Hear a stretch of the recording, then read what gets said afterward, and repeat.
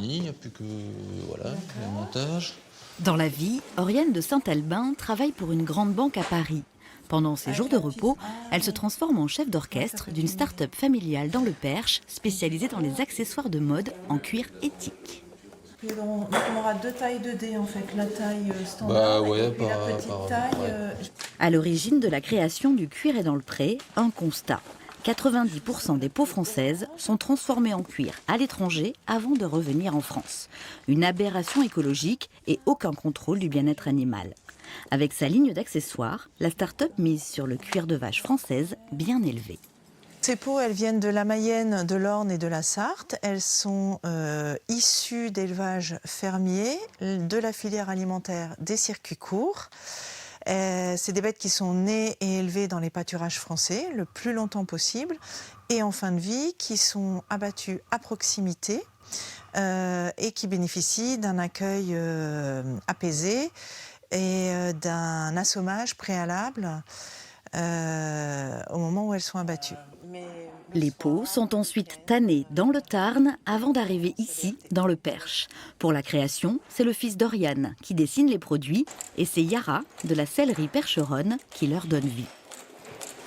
Ce qui est nouveau, c'est plus de faire un peu en série. Nous, on était moins habitués à faire ça. Donc voilà, on a racheté une ou deux machines aussi pour pouvoir faire certaines pièces, pour pouvoir les faire un peu plus rapidement. Une fois mis en forme, les accessoires en cuir sont envoyés à 8 km de là, dans un établissement chargé d'accompagner par le travail des personnes en situation de handicap.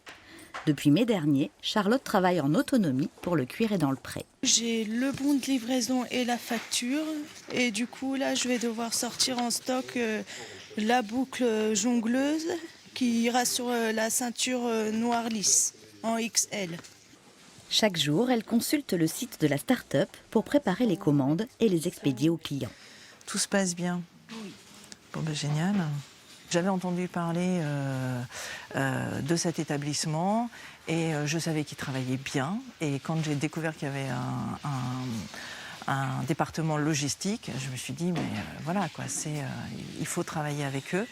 Et ça fonctionne super bien. C'est un produit de grande qualité qu'on doit soigner au quotidien sur toutes les phases de l'expédition.